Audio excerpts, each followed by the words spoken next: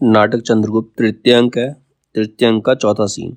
पथ में चर और राक्षस। रास्ते में एक दूत है और राक्षस है। चर। छल प्रवंचना विश्वासघात। राक्षस। क्या है, कुछ सुनो भी। चर। मगध ने आज मेरा सखा कुरंग आया है। उससे ये मालूम हुआ है कि महाराज नंद का कुछ भी क्रोध आपके ऊपर नहीं। वह आपके शीघ्र मगध लौटने के लिए उत्सुक है। राक्षस। और सुहासिनी। चर। सुहासिनी सुखी और स्वतंत्र है। मुझे चाणक्य के चरण से वह धोखा हुआ था जब मैंने आपसे कहा था वहां का समाचार कहा था। राक्षस। तब क्या मैं कुचक्र में डाला गया हूँ। विचार करता है। चाणक्य की चाल है। ओह, मैं समझ गया, मुझे निकल भागना चाहिए।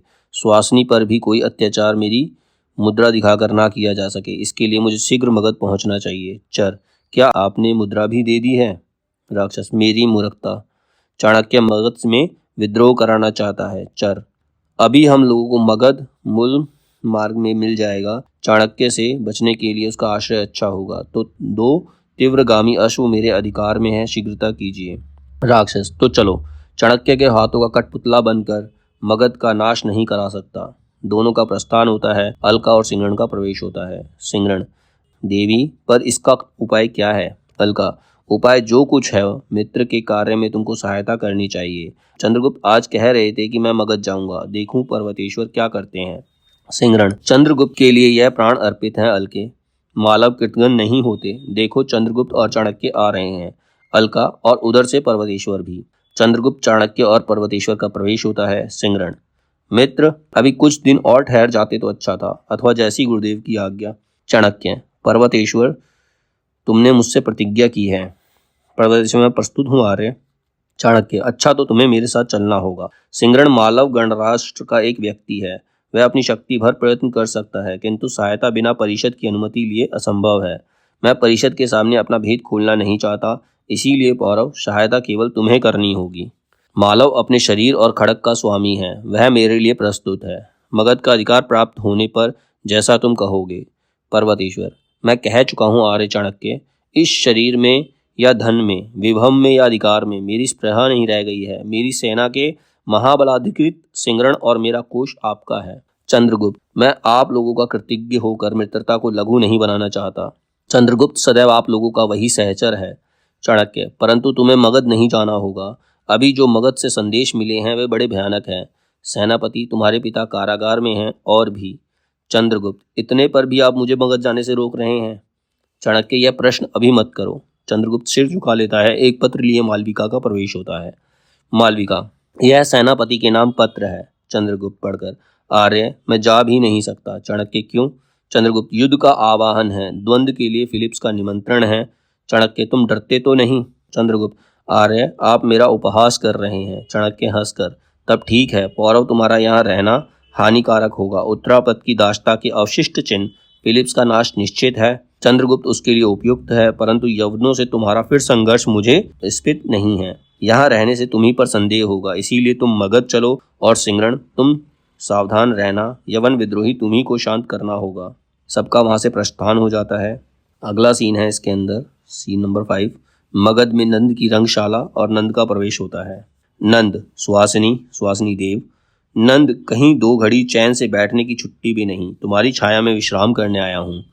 सुहासिनी। प्रभु, क्या आज्ञा है। अभिनय देखने की इच्छा है। नंद। नहीं सुहासिनी, अभिनय तो नित्य देख रहा हूँ। छल, प्रताड़ना, विद्रोह के अभिनय देखते देखते आंखें जल रही हैं। सेनापति मौर्य, जिसके बल पर मैं भूला था, जिसके विश्वासन पर मैं निश्चिंत सोता था, विद्रोही पुत्र चंद्रगुप्त को सहायता पहुंचाता है, उसी का न्याय करना था। आजीवन अंधकूप का दंड देकर आया हूँ। मन काँप रहा है, न्याय हुआ कि अन्याय, हृदय संदिग्ध है। सुहासिनी। किस पर विश्वास करूं। सुहासिनी। अपने परिजनों पर देव। नंद। अमात्य राक्षस भी नहीं, मैं तो घबरा गया हूँ। सुहासिनी। द्राक्षव ले आऊं। नंद। ले आओ। सुहासिनी जाती है। सुहासिनी कितनी सरल है। प्रेम और यौवन में के शीतल मेघ इसकी लहली लता पर मंडरा रहे हैं, परंतु सुहासिनी का पान पात्र लिए प्रवेश पान पात्र भर कर देती है। नंद। सुहासिनी, कुछ गाओ, वही उन्मादक गान। सुहासिनी गाती है। नंद। सुहासिनी। जगत में और भी कुछ है, ऐसा मुझे तो नहीं प्रतीत होता। क्या उस कोकिल की पुकार केवल तुम ही सुनती हो। ओ, मैं इस स्वर्ग से कितनी दूर था। सुहासिनी। कामुक होने की चेष्टा करता है। सुहासिनी। भ्रम है महाराज, एक वेतन पाने वाली का यह अभिनय है। नंद, कभी नहीं, यह भ्रम है तो समस्त संसार मिथ्या है। तुम सच कहती हो। निर्बोध नंद ने कभी वह पुकार नहीं सुनी। सुंदरी, तुम मेरी प्राणेश्वरी हो। सुहासिनी, मैं दासी हूँ महाराज। नंद, यह प्रलोभन देकर ऐसी छलना नंद नहीं भूल सकता। सुहासिनी, आओ, और उसका हाथ पकड़ लेता है। सुहासिनी भयभीत हो जाती है। महाराज, मैं अमात्य राक्षस की धरोहर हूँ, सम्राट की भोग्या नहीं बन सकती। नंद, अमात्य राक्षस इस पृथ्वी पर तुम्हारा परिणय होकर नहीं जी सकता। सुहासिनी, तो उसे खोजने के लिए स्वर्ग में जाऊंगी। नंद उसे बलपूर्वक पकड़ लेता है। ठीक उसी समय अमात्य का प्रवेश। नंद उसे देखते ही छोड़ता हुआ, तुम अमात्य राक्षस? राक्षस, हाँ सम्राट, एक अबला पर अत्याचार न होने देने के लिए ठीक समय पर पहुंचा। नंद, यह तुम्हारी अनुरक्ता है राक्षस, मैं लज्जित हूँ। राक्षस, मैं प्रसन्न हुआ कि सम्राट अपने को परखने की चेष्टा करते हैं। अच्छा, तो इस समय जाता हूँ, चलो सुहासिनी, और दोनों चले जाते हैं। अब छठा सीन है कुसुमपुर का प्रांत, भाग चाणक्य, मालविका और अलका। मालविका, सुहासिनी और राक्षस स्वतंत्र हैं, उनका परिणय शीघ्र ही होगा। इधर मौर्य कारागार में वर रुचि अपदस्थ नागरिक लोग नंद की उछलताओं से असंतुष्ट हैं। चाणक्य, ठीक है, समय हो चला है मालविका, तुम नर्तकी बन सकती हो। मालविका, हाँ, मैं नृत्य कला जानती हूँ। चाणक्य, तो नंद की रंगशाला में जाओ, लो यह मुद्रा तथा पत्र। राक्षस का विवाह होने से पहले नंद के हाथ में दे देना और पूछने पर बता देना कि अमात्य राक्षस ने सुहासिनी को देने के लिए कहा था, परंतु मुझसे भेंट ना हो सकी, इसीलिए यह उन्हें लौटा देने को लाई हूँ। मालिका, स्वगत, क्या असत्य बोलना होगा? चंद्रगुप्त के लिए सब कुछ करूंगी। प्रकट, अच्छा। चाणक्य, मैंने सिंगरण को लिख दिया था कि चंद्रगुप्त को शीघ्र यहाँ भेजो। तुम यवनों के सिर उठाने पर उन्हें शांत करके आना, तब तक अलका मेरी रक्षा कर लेगी। मैं चाहता हूँ कि सब सेना वर्णिकों के रूप में धीरे धीरे कुसुम पर इकट्ठी हो जाए। उसी दिन राक्षस का ब्याह होगा, उसी दिन विद्रोह, और उसी दिन चंद्रगुप्त राजा होगा। अलका, परंतु फिलिप्स के द्वंद्व युद्ध से चंद्रगुप्त को लौट तो आने दीजिए, क्या जाने क्या हो। चाणक्य, क्या हो, वही होकर रहेगा जिसे चाणक्य ने विचार करके ठीक कर लिया है, किंतु अवसर पर एक क्षण का विलंब असफलता का प्रवर्तक हो जाता है। मालविका जाती है। अलका, गुरुदेव, महानगरी कुसुमपुर का ध्वंस और नंद पराजय इस प्रकार संभव है। चाणक्य, अलके, चाणक्य अपना कार्य अपनी बुद्धि से साधन करेगा, तुम देखती भर रहो, मैं जो बताऊं करती चलो। मालविका अभी बालिका है, उसकी रक्षा आवश्यक है, उसे देखो तो। अलका जाती है। चाणक्य, वह सामने कुसुमपुर है जहां मेरे जीवन का प्रभात हुआ था। मेरे उस सरल हृदय में उत्कट इच्छा थी कि कोई भी सुंदर मन मेरा साथी हो।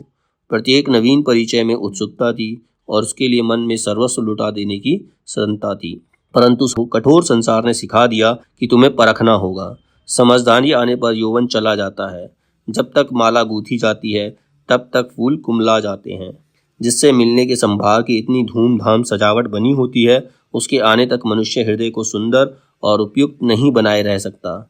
मनुष्य की चंचल स्थिति कब तक उस श्यामल कोमल हृदय को मरुभूमि बना देती है, यही तो विषमता है।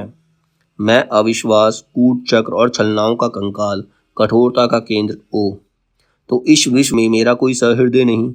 मेरा संकल्प, अब मेरा आत्माभिमान ही मेरा मित्र है, और थी एक क्षीण रेखा, वह जीवन पट से धुल चली है। धुल जाने दूं। सुहासिनी, न न न, वह कोई संदेह नहीं, मैं अपनी प्रतिज्ञा पर आसक्त हूँ। भयानक रमणीयता है। आज उस प्रतिज्ञा में जन्मभूमि के प्रति कर्तव्य का भी यौवन चमक रहा है।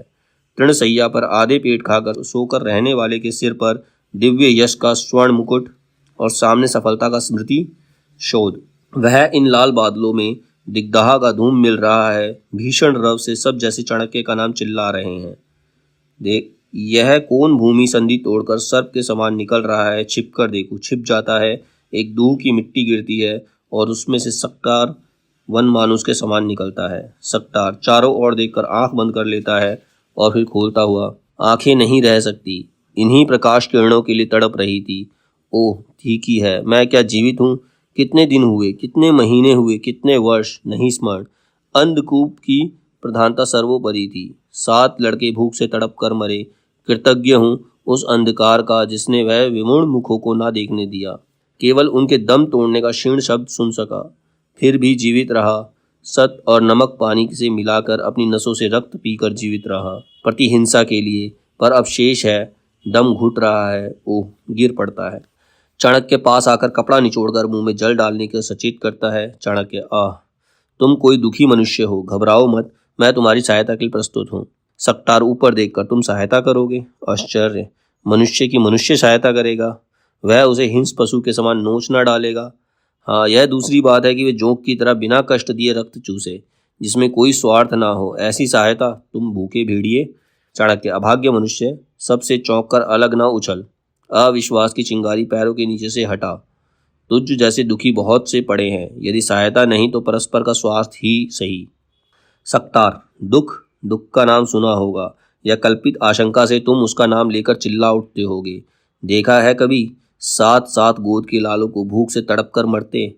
अंधकार की घनी चादर में बरसों भूगर्भ की जीवित समाधि में एक दूसरे को अपना आहार देकर स्वेच्छा से मरते देखा है। प्रतिहिंसा की स्मृति को ठोकर मार मार कर जगाते और प्राण विसर्जन करते देखा है कभी? यह कष्ट उन सबों ने अपना आहार मुझे दिया, और पिता होकर भी मैं पत्थर सा जीवित रहा, उनका आहार खा डाला, उन्हें मरने दिया। जानते हो, वे सुकुमार थे, वे सुख की गोद में पले थे, वे नहीं सहन कर सकते थे, अतः सब मर जाते। मैं बचा रहा प्रतिशोध के लिए, दानवी प्रतिहिंसा के लिए। ओह, उस अत्याचारी नर राक्षस की आंतड़ियों में से खींचकर एक बार रक्त का फुहारा छोड़ता, इस पृथ्वी को उसी के रंग में रंग देता। चाणक्य, सावधान, सकतार को उठाता है।